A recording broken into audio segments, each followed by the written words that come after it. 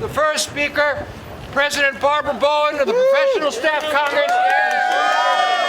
Thank you all. Thank you to the supporters who are here. It's fantastic on a cold day. Here we are in front of the governor's office with supporters and community groups and clergy representing hundreds of thousands, literally millions of people across New York. And we are all here because CUNY is an issue for every New Yorker. We are here to call on Governor Cuomo to include in his executive budget, which is released on Wednesday, to include in that budget at last restoration of funding for CUNY. That's why we're here today.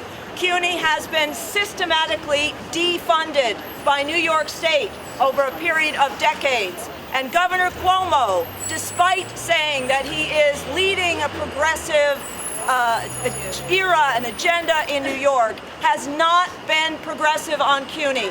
And CUNY is a central institution for addressing the shameful, scandalous, and cruel income gaps, wage gaps, and these gaps are always racialized gaps in this city and in this country. CUNY is right at the heart of addressing the possibility that working people, immigrants, the poor, the middle class, the working class have an opportunity for the beauties that a college education opens you up to. It's not just the money and the income, but it's the possibility of what Toni Morrison called a bigger life. That's what everybody wants, a bigger life. And that's what CUNY offers to people who otherwise would be systematically denied that bigger life in our economy and our culture. So CUNY is central to any vision, any agenda of a progressive New York. And we're calling on Governor Cuomo to make CUNY central in his funding. There is no justification for austerity funding for CUNY. We are not in an austerity period. And Governor Cuomo, under his leadership, has failed to allow CUNY to recover from the recession-level funding. Many other institutions in this state have seen investment by Governor Cuomo to help development and resurgence. CUNY has not. Governor Cuomo has failed to move the needle on CUNY funding above the recession level, which was a cut. CUNY is 14% or more lower than its funding in the pre-recession years. And the very important measure is the per-student measure, the funding per student, because our enrollment has grown tremendously, and yet the per-student funding has not kept up with the growth in enrollment. And when that happens, that means that courses are cut. We're seeing that this year in the four-year colleges. Courses are being cut.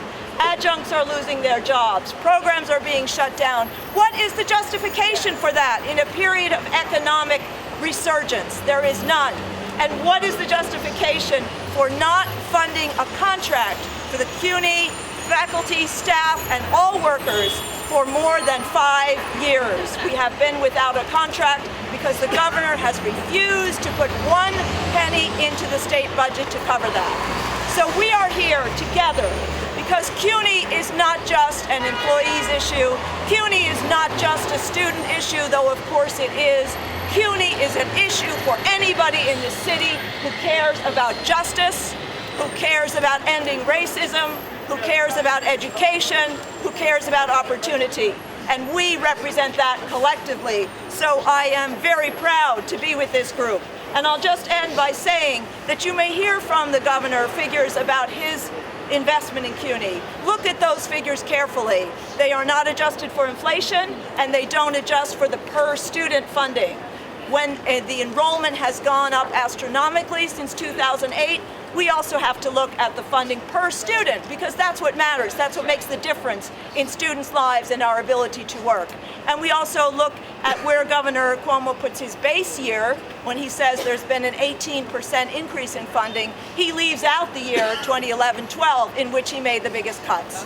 So let's look again at those figures. Ask us if you have questions. But the main thing I want to say is that New York could be a progressive capital, but it cannot be until there's investment in CUNY. And that's why I am very proud to be with some of the hardest working, most justice-loving people in New York City who have joined us today. Thank you all very, very much.